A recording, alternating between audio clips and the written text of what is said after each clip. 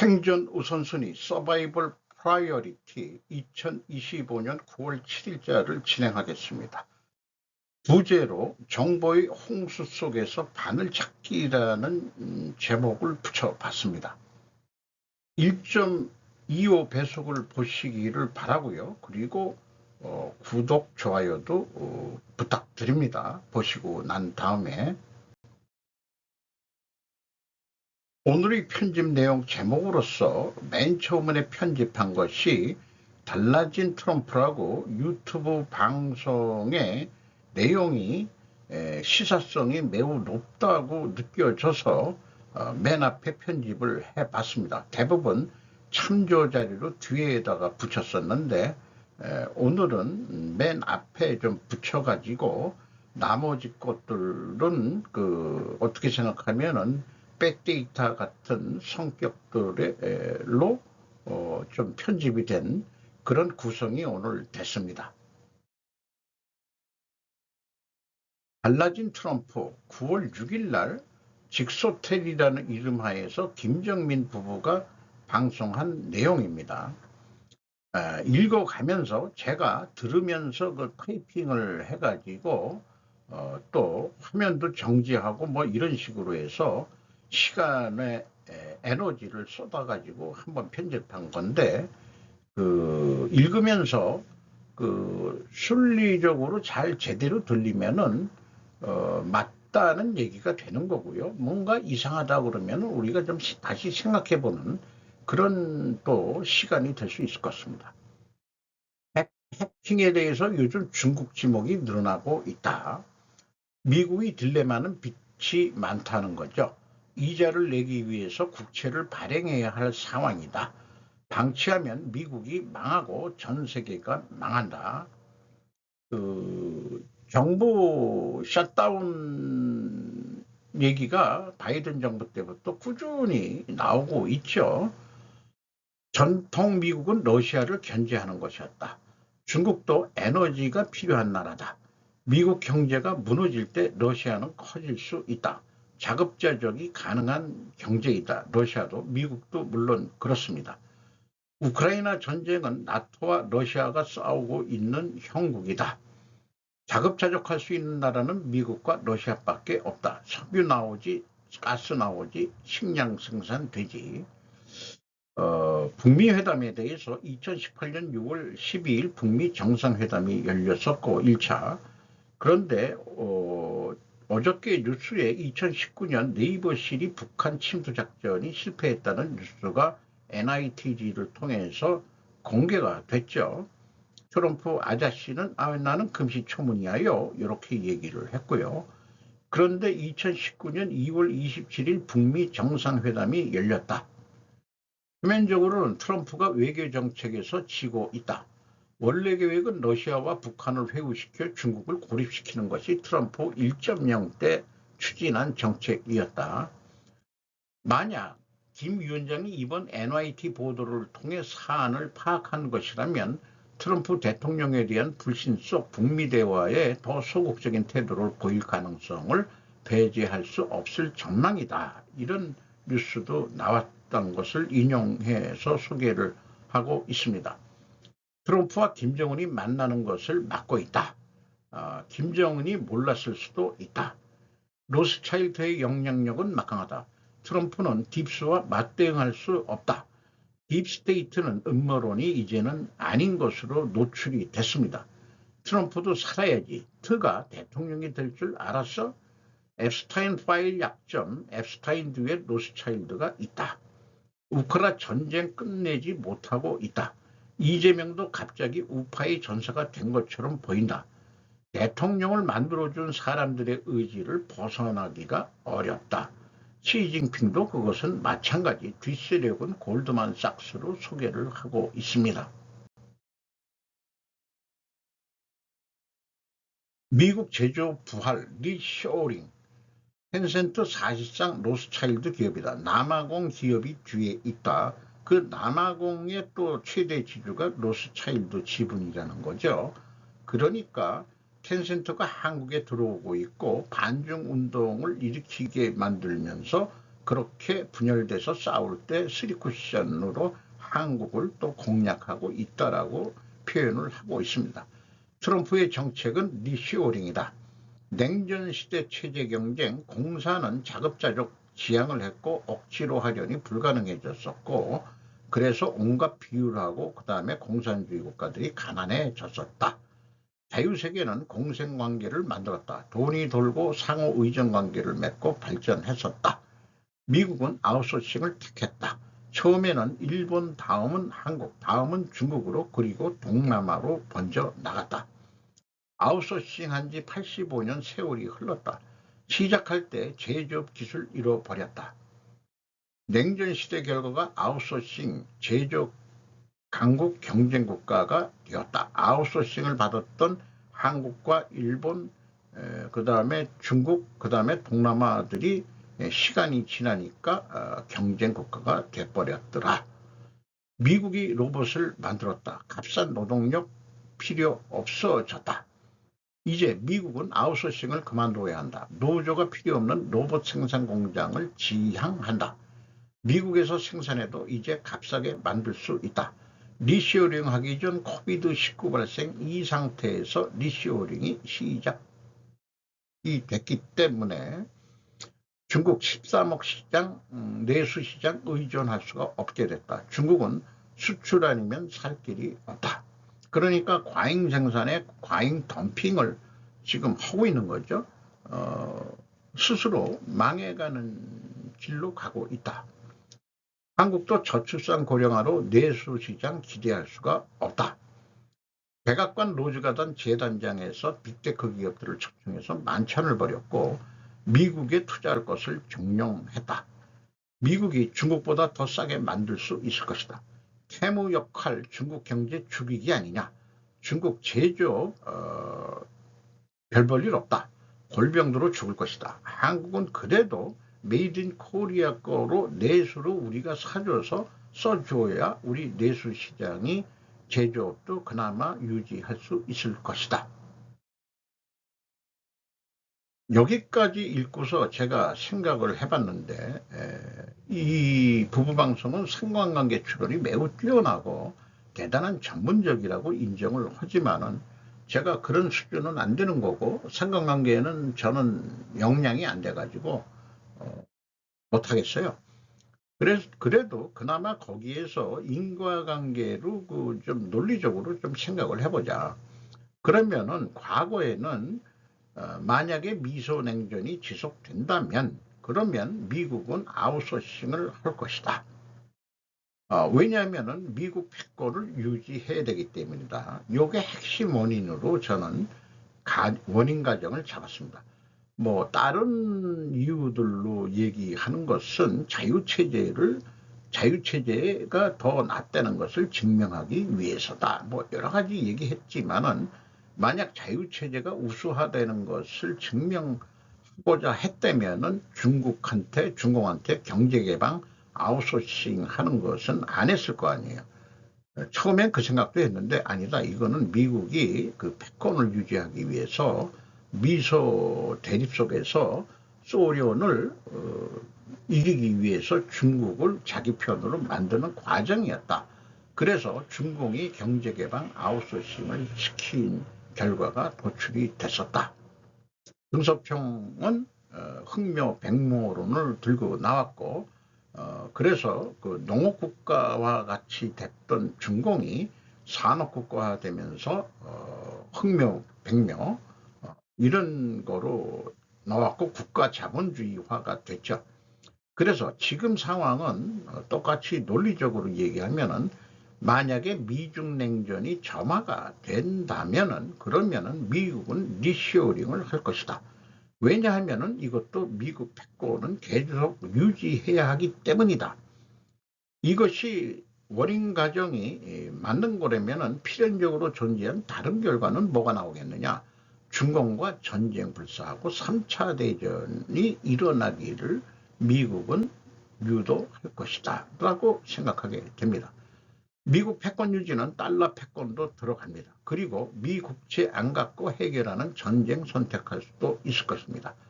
미국이 스스로 중공을 침략하는 전쟁은 안 하겠죠. 자유민주 국가를 표명하고 있기 때문에, 따라서 대만에서 전쟁이 터지기를 속으로는 은근히 바라고 있는지 모른다. 우크라이나 전쟁이 어느 정도 소강 상태고, 또 나름대로 한국처럼 휴전이 이루어진다면 미국의 힘은 뭘로 갈 거냐? 대만의 분쟁, 대만 유사가 계속 지속적으로 나오고 있는 이유가 그걸 거다. 과거 경제부활한 일본은 프라자 합의 환율로 잠재웠죠. 최근에는 내외 금리도 지금 미국이 건드리고 있고, 미국 FRB도 압력을 줘서 미국 국내 금리를 내리라고 압박을 주고 있죠. 트럼프 홈 빼놓은 투자신문, 구글, 다음은 애플 얼마? KBS 2025년 9월 5일날 방송분입니다. 도널드 트럼프 대통령이 백악관 정원 로즈가든의 세단장 후 열리는 첫 만찬에 미국 빅테크 기업 거물들을 초대했다. 백악관에 따르면 트럼프 대통령은 현지 시각 4일 백악관 로즈가든에서 메타의 마크 저커버그, 애플의 팀 쿡, 마이크로소프트의 빌 게이츠, 오픈 AI의 샘 올트먼, 구글의 순다르 피차이 등 20여 명의 빅테크 기업 창시자나 CEO들과 만찬을 함께했다. 감세 법안 등을 두고 트럼프 대통령과 갈등을 빚었던 일론 머스크의 테슬라 CEO는 참석하지 않았다. 애초에 초대 명단에 이름이 없었던 것으로 알려졌습니다. 근데 초청은 했다고 하는데 안 갔다는 얘기죠. 엔디비아의 젠슨 황도 안 갔답니다. 만찬 자리에서 트럼프 대통령은 미국의 투자를 얼마나 할 것인가 물었고, 각 기업 대표들은 투자 규모를 밝혔습니다. 과거 트럼프 대통령과 사이가 좋지 않았던 메타의 저커버그 CEO도 2028년까지 6천억 달러의 투자를 하겠다며 우호적인 태도를 보였습니다. 콘텐츠 검열 등의 문제로 일기 행정부에서 트럼프 대통령과 빈번히 충돌했던 미국 테크 업계는 작년 트럼프의 대선 승리 후 관계를 재설정하려고 애쓰고 있습니다. 이번 만찬에 대해 로이터 통신은 트럼프 대통령과 실리콘밸리, 더 나아가 IT 업계 전반이 끊임없이 변화하는 관계를 보여준다고 평가했습니다. 이 트럼프 대통령 좌측에 앉은 분이 멜라니 영부인 여사죠. 저커버그, 그 다음에 누군지 잘 모르겠고, 인도계 CEO, 여기 봐서는 구글의 순다르 피차이라고 보고, 여기 검은 머리 있는 사람은 뭐 부부 관계인지 어떤지, 참 가슴, 뭐 글쎄 이게 서양에는 이런 옷을 또 입는 건지. 여기 팀쿡이죠. 그리고 챗 GPT 뭐 뒷모습으로 어디 찍힌 것 같은데, 그렇습니다. 그러니까 이제 중국에 투자하지 말고 다 개주고 들어와고 미국에 이제 투자해야지. 왜 그런 줄 알아? 그 얘기는 안 했지만 이제 전쟁할 거야, 중국하고. 그런 얘기로 읽힙니다. 미국은 전쟁하는 나라가 된다. 이는 부채 국가이기 때문이다. 중국을 개판으로 만들 사람은 씨밖에 없기 때문에 미국 입장에서는 그가 실각해서는 안 된다. 중국이 번 돈 상하이방 공정탕이 돈을 외국에 은닉해 있다. 그 자금이 중국에 들어와서는 안 된다. 약속대로 대만과 전쟁을 해야 하는 시, 약속을 했는지 안 했는지 그렇게 믿고 있네요. 공청당은 자수성가 엘리트들인데 그들에게 희망은 없다. 훈구파 태자당들이 권력을 잡고 있기 때문.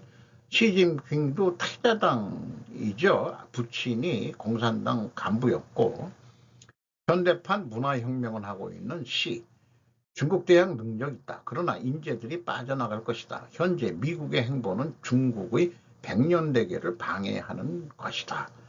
그래서 60만 명의 중국 유학생들을 받아들이겠다. 대학도 그 돈이 좀 딸리고 정부 지원금도 줄인 입장에서 대학이 아우성이니까 그러면은 중국 애들이 불러들여. 그런데 첨단 과학과 같은 데는 끌어들이지 말고 인문사회 뭐 이런 거로 해서 들어온 애들을 완전 친미화로 교육을 시키라고. 이렇게 하면은 되는 거 아니냐. 이런 것도 있을 수 있다고 봅니다. 베네수엘라 살려면 중국 산업회와 거래를 끊어야 한다. 마약 운반선 폭파하는 거 뉴스가 또 나왔죠. 그래서 이런 걸 보면은 마약도 리쇼링, 왜냐? 음의 경제도 미국이 나와바리를 가지고 있어야지 중국이 해서는 안 된다. 카라비안 해적들 자손들 아니냐. 플로리다주도 카라비안 해적들이 거기서 이제 그 약탈하고 뭐 하면서 했던 그 해적들이 이제 해적지를 관두고서 이제 평민화되는 과정이 플로리다 주에 그 정착을 하지 않았겠느냐. 뭐 이런 얘기까지 해가면서 미국이 중국인 부동산 때려잡기 시작했다. 지금 우리나라 중국인 부동산 취득 강제법으로 해서 강제로 팔게 해야 된다. 뭐 미국의 농지를 너무 많이 샀다 중국인들이. 그것도 이상하게 미국 기지 근처, 일본도 마찬가지고 우리나라도 뭐 서울 그다음에 등으로 많이 사고 있는데 중국인들이 꽤 많다고 하죠. 지금 정권으로는 어렵고 그 보수 정권이 나와가지고 중국인 부동산 강제 매각법을 그 만들어서 안 팔면은 강제 그냥 뺏는 거. 못할 거 어떻게 있습니까? 법을 만들면 법치국가라고 법을 만들면 되는 거 아닙니까? 자기 얘기를 본인 얘기를 했는데 공부 많이 해서 고소득 직업 이제 없어져야 한다. 자기가 하기 나름인데 나를 알리기 위해서 자기가 유튜브를 했다. 그러나 콘텐츠가 맞아떨어져야 한다. 특이한 연구 관심을 끌 수 있어야 된다. 그러니까 미국 유학파도 아니고 중앙아시아 그 카자흐스탄에서 공부를 했고 몽골 박사로 했기 때문에 전혀 그 일본 보수 우리나라의 일반 보수 세력들 주로 그 옛날에는 일본의 유학을 주로 했었고 이제는 한국에서 뭘 해먹을래도 다 미국 유학파야 되죠. 그러는데 그 별 볼 일 없는 몽골 박사가 뭐 뜨니까 음의 세력들이 엄청 많아가지고 자기도 고생을 많이 했다는 얘기를 하고 있습니다. 그러나 분명히 이 사람은 단군의 나라 카자흐스탄 책을 썼고 책을 그것도 오래전에 제가 개정판도 제가 사서 기념사진을 찍은 적이 있고요. 최근에는 샤먼 바이블도 사가지고 하는데 이런 그 지구 역사에 새로운 시각을 주는 아주 그 사람이라고 저는 인정을 합니다. 이런 사람들을 우리는 그 성경 속에서 나오는 광야에서 외치는 소리, 세례 요한과 같은 사람 성격인데 문제는 세례 요한이 나중에 그 옳은 얘기만 하다 보니까 목이 잘려가지고 쟁반에 그런 또 아픈 역사가 있죠. 그러면은 광야에서 외치는 소리 세례자 요한으로 기에는 조금 좀 미안하긴 해요. 그러나 새로운 그 생명을 유지하면서 여러 그 공격을 잘 지혜롭게 해 나가면서 어떻게 또 생각하면은 뭐 이런 것도 비유할 수 있겠죠. 구약에서 나오는 이사야라든지 아모스라든지 이런 선지자들의 역할이라고 제가 높게 평가를 해주고 싶네요. 제가 뭐 종교인은 아닙니다만은 젊을 때 소식적 때 구약도 읽어봤고 뭐 했기 때문에 그렇게 비유를 들어보게 됩니다.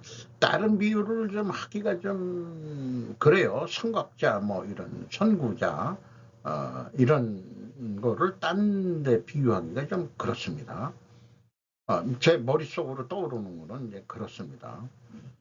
중국은 다른 나라가 할 수 없는 것들을 할 수 있다. 의학 분야에서 말이다. 그래서 이번에 그 전승절 때 어떻게 그 녹음이 걸려들었는데 150세까지 살 수 있다. 장기 교체를 그런 거를 푸틴하고 시진핑이가 대화를 했다며요. 미국은 만들래서라도 전쟁을 할 것이다. 좌우 지도자 누구든 글로벌 어젠다를 시행해야 살 수 있다. 대중을 좌우로 갈라 분열시켜 그 와중에 이익을 얻는 글로벌 자본들이 가져간다. 최근에 저는 산업자본주의 사회를 금융자본주의 시대가 이 시대를 지배한다 라고 인식을 하고 있는 중입니다. 1분 만에 해설 AAA 국방부를 전쟁성으로 그 목적은 마이니치 신문이 9월 6일 날 보도를 했습니다. 트럼프 당선인은 두 개의 세계대전에서 승리했을 때의 명칭으로 되돌리겠다. 이런 얘기예요. 그래서 질문과 답변식으로 쫙 했는데 전쟁성으로 바꾸겠다는 것 자체가 3타 대전을 준비하겠다는 의지로 생각이 들어갑니다. 그래서 최선의 방어는 공격이다라는 게 있습니다. 그 격투기에서도 한국도 국방부 전쟁부 개칭하는데 찬성합니다.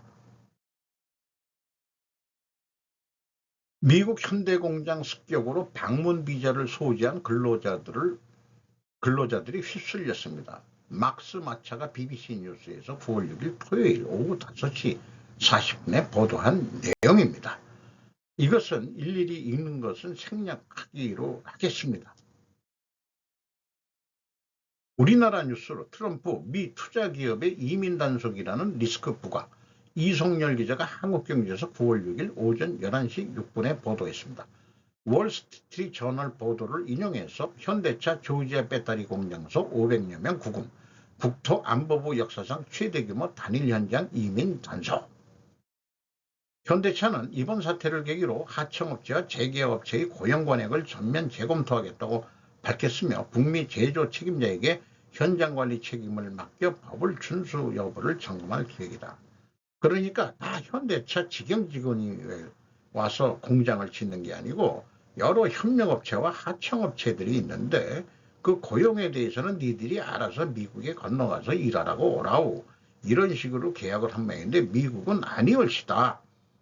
미국에 투자한다고 다 해결되는 게 아니라는 것을 보여주고 있다. 로마에 가면 로마법을 따르라는 메시지를 주고 있다. 이걸 한국 언론은 뒤통수 우는 보도를 낸다. 네가 협상 수준의 한계일 것이다. 이렇게 생각이 들어갑니다. 한미 관세 협상을 잘하고 투자 여부까지도 해서 갔다 왔다고 아주 외교 승리처럼 얘기하는데 이 정도 나오면은 그 의도적으로 그 한국에 뭔가 압박을 주는 거 아니냐 하는 그런 냄새가 좀 풍기는 것 같은 그런 느낌이 들어갑니다. 미국이 무례했다. 한국인들 두 손 묶고 끌려가자 비난 폭주. 힘 있는 놈이 무례한 것이 무례인지 아닌지 자관 한국 언론은 이제 트럼프 그 반미 감정을 일으키는 뉴스로 도배를 하기 시작하네요. 중에 잠식당한 대한민국 이대로 괜찮은 거라고 차이나 앤 언센서드 내용을 또 가져왔습니다. 우리가 많이 알고 있는 내용이지만은 다시 한번 읽어보겠습니다. 이재명은 트럼프에게 많은 아첨을 했다. 하지만 트럼프는 정신을 바짝 차려야 한다. 왜냐하면 한국의 지도부는 미국의 우호적이지 않은 심하게 친중 좌파 세력이 장악하고 있기 때문이다. 이재명도 그 중에 한 명이다. 이재명의 과거 행보를 보자. 중국과 대만 문제는 한국과 관계없는 일이라고도 말했다. 중국인 관광객 무비자 입국 허용했고 트럼프 만나러 가기 전 중국에 특사단 보냈다. 특사단 보낸 목적이 트럼프는 만났지만 걱정하지 마세요. 당신이 진짜 우리 편입니다. 라고 전화하는 것 같다. 아주 속 시원하게 얘기를 해주네요. 미군을 점령군이라고 불렀고 2017년 사드 배치 반대, 대통령 되면 사드 철수시키겠다고 했는데 대통령 되고서 전혀 뭐 전에 했던 얘기하고는 다르게 행동하고 있죠. 대학생 시절 반미심의에 참석했던 김민석이를 총리를 시켰고 민주당 정청래 의원 1989년 미 대사관 난입주도 한 인물이었고 이재명 북한에 대한 태도 매우 유화적이다. 그는 좌파 정치인들에게 흔히 보이는 대화, 소통, 공존의 노선을 따른다. 한미연합훈련을 자제하겠다고도 얘기했다.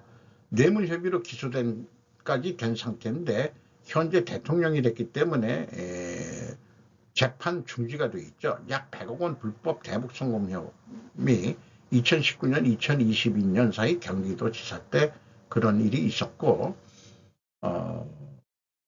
뭐 정부가 용인한 거라면 모르는데 이 유엔 제재 위반이라는 거죠. 유엔 제재 위반.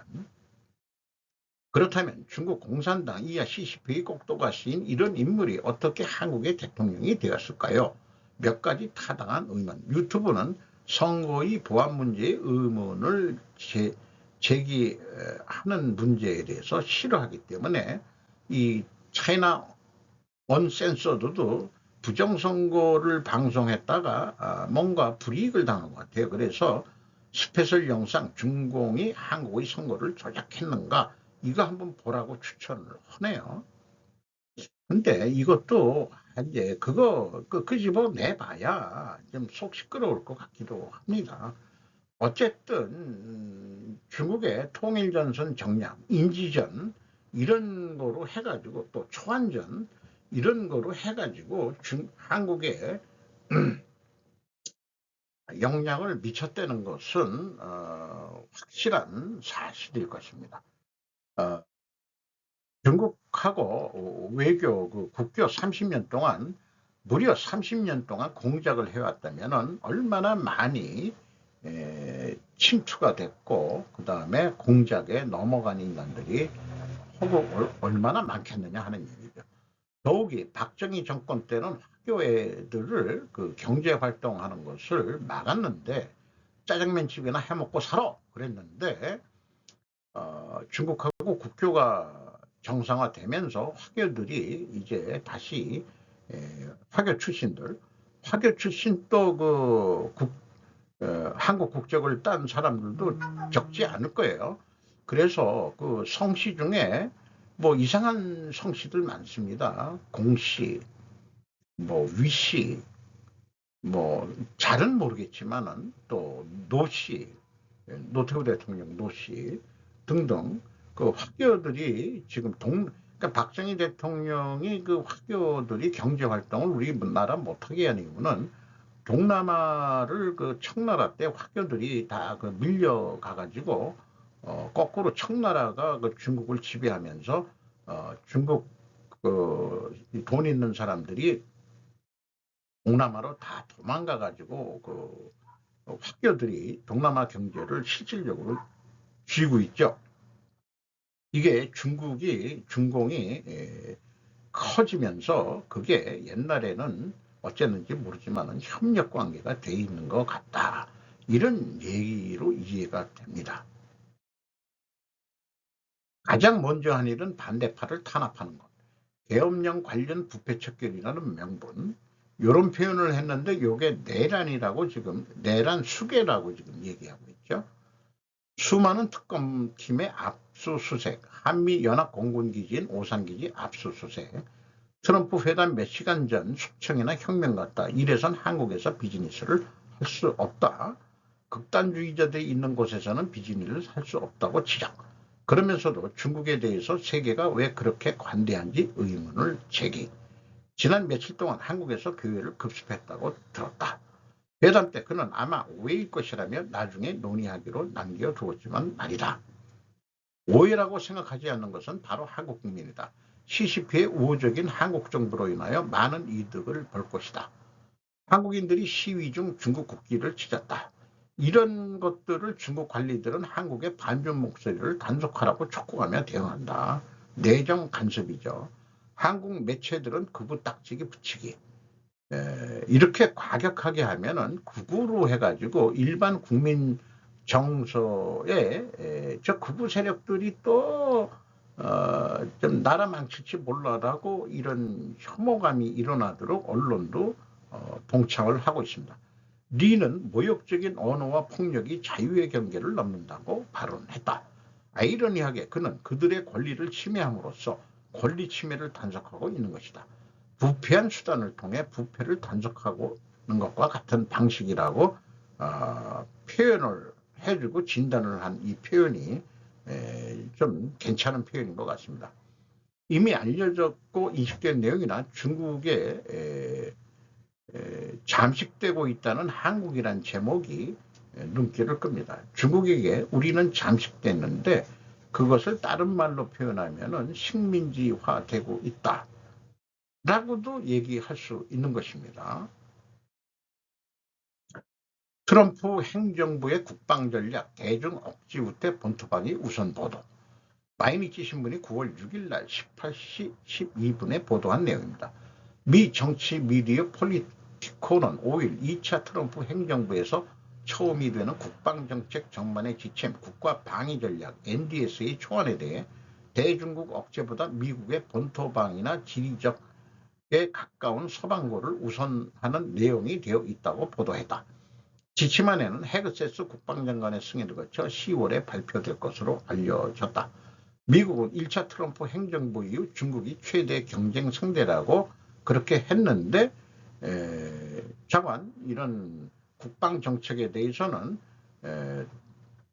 국무성 그 전쟁성으로 바뀌는 전쟁성 넘버 3로 대중 강경파로도 알려진 콜비 국방차관 정책단장이 정책을 주도해 왔는데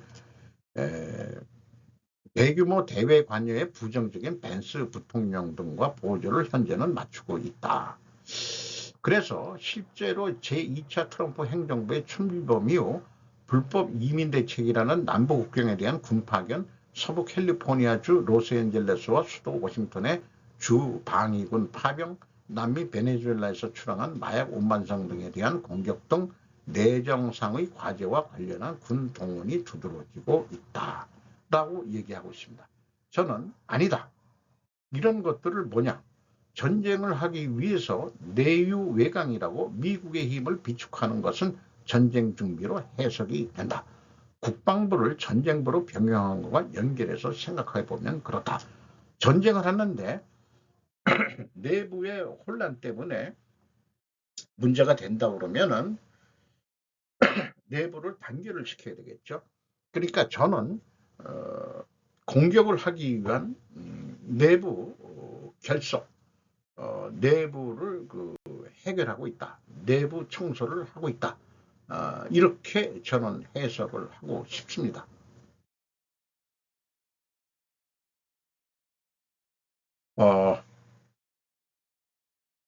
이상 오늘도 좋은 하루가 되시기 바랍니다.